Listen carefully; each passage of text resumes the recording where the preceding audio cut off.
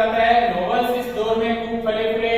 Major नॉवेलिस्ट्स की अगर बात करें तो हार्डी, थॉमस हार्डी जिसको अपन पूरा नाम है, और चार्ल्स डिकेंस जिसके great expectations, a tale of two cities, Thomas Hardy के अगर देखें तो under that great wood tree, Jude the Obscure, इस तरह की रचनाएं थी, वो खूब इस दौर में फेमस हुई। तो शुरू करते हैं विक्टोरियन एज।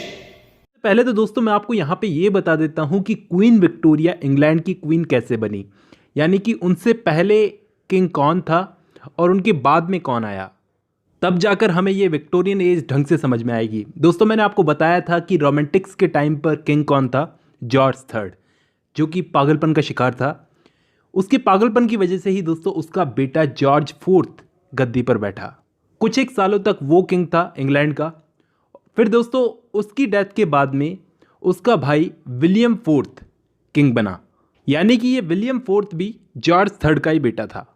अब दोस्तों विलियम फोर्थ की डेथ के बाद में इसकी 18 साल की भतीजी विक्टोरिया 1937 में इंग्लैंड की क्वीन बनी। और दोस्तों यहाँ पर एक बात और ध्यान देने वाली है कि जिस वक्त ये इंग्लैंड की क्वीन बनी विक्टोरिया, उस वक्त इंग्लैंड में कॉन्स्टिट्यूशनल मोनार्की थी, यानी कि इंग्लैंड के मोनार्क के पास में नाम मात्र की पावर थी, यानी कि पावर कम हो गई थी इंग्लैंड के मोनार्की सम्राट की। सब कुछ इंग्लैंड में क्राउन के हाथों में आ गया था, सम्राट के हाथ में कुछ भी नहीं रहा था। दोस्तों इस वक्त इंग्लैंड में इंडस्ट्रियल, कल्चरल, पॉलिटिकल, साइंटिफिक और मिलिट्री चेंजेस आए।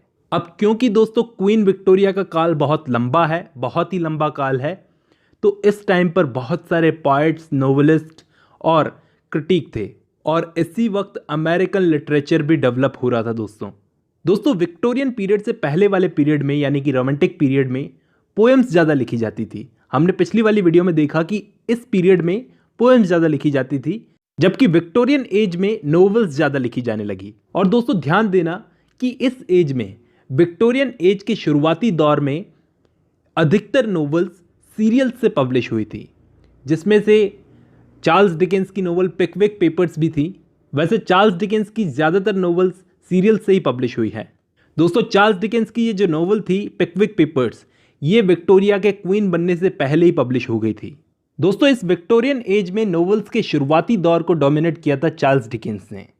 इन्होंने अपनी फर्स्ट नोवेल पब्लिश कर दी थी पिकविक पेपर्स, और दोस्तों इनके कंपटीशन में थे विलियम थैकरे, जिन्होंने वैनिटी फेयर लिखी थी। दोस्तों विलियम थैकरे की ये नोवेल जो है वैनिटी फेयर, इसको मैं कवर कर चुका हूं। और दोस्तों इसी टाइम पर 3 सिस्टर्स थीं जिनको ब्रॉन्टी सिस्टर्स के नाम से जाना जाता है, जिसमें एमिली ब्रॉन्टी, शैलोट ब्रॉन्टी और एन ब्रॉन्टी। दोस्तों इन तीनों सिस्टर्स ने ज़्यादा नोवेल्स नहीं लिखी, लेकिन इन तीनों में हर एक की एक एक नोवेल बहुत ही फेमस है। दोस्तों एमिली ब्रॉन्टी की तो वदरिंग हाइट्स, और शैलोट ब्रॉन्टी की नोवेल जेन एयर। जबकि दोस्तों बात की जाए एन ब्रॉन्टी की, तो एन ब्रॉन्टी की एक नोवेल है द टेनेंट ऑफ वाइटफेल हॉल। दोस्तों ये नोवेल बहुत ही शॉकिंग नोवेल थी उस टाइम की, और ये उस टाइम की फर्स्ट फेमिनिस्ट नोवेल भी मानी जाती है। लेकिन दोस्तों उस टाइम पर इन तीनों के लिए प्रॉब्लम ये थी, इन तीनों सिस्टर्स के लिए प्रॉब्लम ये थी कि क्योंकि ये फीमेल्स थी तो अपने खुद के नाम से ये अपनी नोवेल्स को पब्लिश नहीं करवा सकती थी। उस टाइम पर दोस्तों लड़कियों के लिए यही प्रॉब्लम थी। एक तरफ तो दोस्तों विक्टोरियन एज में रिफॉर्म एक्ट्स आए थे, जिसके चलते वर्किंग क्लास फैमिलीज़ की कंडीशंस में सुधार आ रहा था, इतनी सारी डेवलपमेंट्स हो रही थी, सभी को वोट डालने के अधिकार मिल रहे थे, कैमरा नाम की चीज़ आ गई थी, टेलीग्राफ नाम की चीज़ आ गई थी, इतनी सारी डेवलपमेंट्स हो रही थी। दूसरी तरफ दोस्तों इस एज में महिलाओं को दबाया जा रहा था। ये एज किसी प्योरिटन एज से कम नहीं थी, यानी कि इस टाइम पर लड़कियां अपनी फैमिलीज के प्रोटेक्शन में रहेगी, उनको लिमिटेड एजुकेशन मिलेगी और लिमिटेड जॉब अपॉर्चुनिटीज।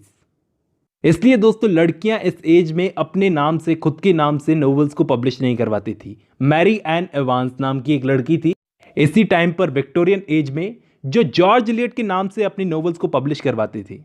दोस्तों जॉर्ज इलियट की फेमस नोवेल्स हैं मिडल मार्च, एडम बेड और मिल ऑन द फ्लॉस।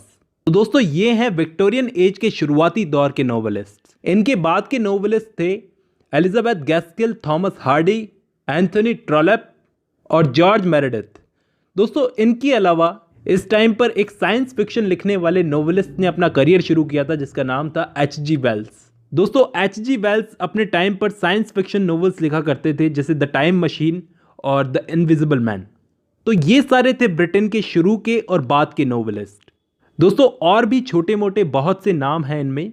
अब मैं बात करूं पोएट्री की, तो दोस्तों पोएट्री में लीडिंग पोएट्स थे Alfred Lord Tennyson, Robert Browning, Elizabeth Barrett Browning, Matthew Arnold. और दोस्तों इस टाइम की पोएट्री और पोएट्स बहुत हद तक इन्फ्लुएंस थे अपने पहले वाले दौर के रोमांटिक पोएट्स थे। रॉबर्ट ब्राउनिंग ने दोस्तों इस टाइम पर ड्रामेटिक मोनोलॉग को डेवलप किया और इस टाइम के बहुत सारे पोएट्स ने इस ड्रामेटिक मोनोलॉग में अपनी पोएट्री को लिखना शुरू किया, लेकिन सबसे अच्छा तो रॉबर्ट ब्राउनिंग ही यूज़ करते थे इस फॉर्म को, ड्रामेटिक मोनोलॉग को। और दोस्तों मैथ्यू आर्नोल्ड ने पोएट्री लिखने के साथ साथ लिटरेरी क्रिटिसिज्म पर भी काम किया। और दोस्तों इस वक्त के पोएट लॉरिएट टेनिसन, इनके लिए टी.एस. इलियट ने कहा था कि ये मैट्रिक्स और मेलंकोलिया इन दोनों के मास्टर थे। इसके अलावा डी.जी. रॉस्ट्री, इन्होंने प्री राफेलाइट ब्रदरहुड को ढूंढा था। दोस्तों इनकी सिस्टर जो थी, इनकी जो फेमस पोएम है गॉब्लिन मार्केट, उसको कवर कर चुका हूं दोस्तों मैं। और दोस्तों इनके अलावा रुडयार्ड किपलिंग जिन्होंने अपनी वाइट मैन्स बर्डन थ्योरी दी थी। और दोस्तों मैं आपको यहाँ पे बताऊं, नोवेलिस्ट थॉमस हार्डी ने भी अपनी पोएम्स लिखी थी, लेकिन बहुत समय तक उन पोएम्स को पब्लिश नहीं करवाया हार्डी ने। इन्हीं की तरह एक और पोएट थे जी.एम. हॉपकिंस। दोस्तों जी.एम. हॉपकिंस, इन्होंने भी इस एज में अपनी पोएम्स लिखी थी, लेकिन बाद में इनको रियलाइज़ हुआ कि पोएट्री लिखने की बजाय इनको धर्म की तरफ जाना चाहिए, धर्म को खुद को समर्पित कर देना चाहिए। तो दोस्तों इनकी काफ़ी सारी पोएट्रीज तो इन्होंने जला दी। इनकी डेथ के बाद में रॉबर्ट ब्रिजेस दोस्तों अल्फ्रेड ऑस्टिन के बाद में ब्रिटेन के पोएट लॉरिएट थे। उन्होंने क्या किया, जी.एम. हॉपकिंस की पोएम्स जो थी उनकी डेथ के बाद में उनको पब्लिश करवाया, ताकि इनका जो स्टाइल है वो आगे जा सके, इनका जो लिखने का स्टाइल है वो आगे जा सके। और दोस्तों विक्टोरियन एज में एक और चीज़ हुई थी कि इंग्लैंड की पॉपुलेशन जो थी वो लगभग डबल हो गई थी, यानी कि इस वक्त पॉपुलेशन बहुत तेज़ी से बढ़ रही थी। जबकि दोस्तों ड्रामा में अगर बात की जाए तो इस टाइम पर ड्रामा में ऑस्कर वाइल्ड का बहुत बड़ा नाम था। दोस्तों ऑस्कर वाइल्ड, जिन्होंने अपना famous work importance of being earnest, दोस्तों ये आपको बहुत सारे सिलेबस में मिलेगा, बहुत ही फेमस है ये ड्रामा। ये उस टाइम का ड्रामा था दोस्तों। ये लेट विक्टोरियन पोएट और ड्रामेटिस्ट थे ऑस्कर वाइल्ड। अब दोस्तों मैं बात करता हूँ इस टाइम के चिल्ड्रन लिटरेचर की। इस टाइम पर चिल्ड्रन लिटरेचर भी लिखा जाता था, क्योंकि इस वक्त इंडस्ट्रियल रेवोल्यूशन चल रहा था, तो बच्चों से इंडस्ट्रीज में काम करवाया जाता था, तो उन पर जो लिटरेचर लिखा जाता था उसको चिल्ड्रन लिटरेचर बोला जाता था। दोस्तों इसमें चार्ल्स डिकेंस भी शामिल है और रुडयार्ड किपलिंग भी।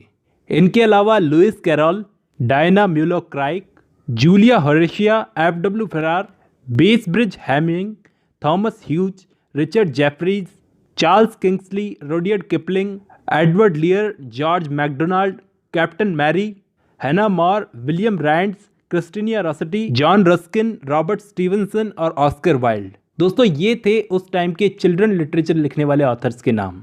अब दोस्तों इसी टाइम पर विक्टोरियन एज में अमेरिका का लिटरेचर भी विक्टोरियन लिटरेचर से प्रभावित हो रहा था और अमेरिकन राइटर्स ने ब्रिटिश राइटर्स को चैलेंज करना शुरू कर दिया था। दोस्तों यहाँ पे मैं आपको ये बात बता दूं कि अमेरिकन राइटर्स पर विक्टोरियंस से ज़्यादा रोमांटिक्स का इन्फ्लुएंस था, ब्रिटेन की रोमांटिक्स का इन्फ्लुएंस था। और दोस्तों अमेरिका में अगर नोवेल्स की बात की जाए तो नोवेल्स ढंग से डेवलप हुई थी नैथानियल हाउथॉर्न के आने के बाद में। और दोस्तों इन्हीं से, नैथानियल हाउथॉर्न से इनके एक दोस्त बहुत ही प्रभावित हुए थे, जिनका नाम था हरमन मेलविल, जिन्होंने अपनी नोवेल मोबी डिक लिखी थी। और दोस्तों नैथानियल हाउथॉर्न का फेमस वर्क है, सबसे फेमस वर्क है द स्कारलेट लेटर। फिर दोस्तों इनके बाद में अमेरिकन लिटरेचर में रियलिस्टिक फिक्शंस लिखे जाने लगे। रियलिस्टिक फिक्शंस में मार्क ट्वेन और हेनरी जेम्स का नाम था। दोस्तों मार्क ट्वेन ने वो फेमस नोवेल लिखी थी, उसका नाम आपको याद होगा, एडवेंचर्स ऑफ हकलबेरी फिन, जो मार्क ट्वेन की नोवेल है।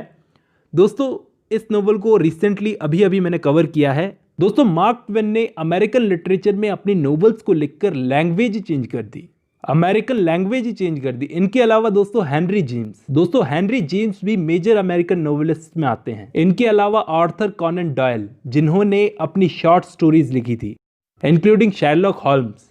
दोस्तों आपने नाम सुना होगा शर्लॉक होल्म्स का। इनके अलावा अमेरिकन पोइट्री में इस एज के पोइट थे एमिली डिकिंसन और वॉल्ट विटमैन। दोस्तों ये दोनों 19th सेंचुरी में अमेरिकन लिटरेचर के ग्रेट पोइट्स थे, लेकिन इन दोनों के स्वभाव में बहुत फर्क था, बहुत अंतर था, स्वभाव में भी अंतर था और स्टाइल में भी अंतर था। क्योंकि दोस्तों वॉल्ट व्हिटमैन तो घूमने फिरने वाला, ट्रैवल करने वाला आदमी जो अपनी पोइट्री में इनोवेशंस लाता था, जबकि on the other hand Emily Dickinson दोस्तों एक अनमैरिड वुमेन थी जो घर से इतना बाहर तक नहीं निकलती थी।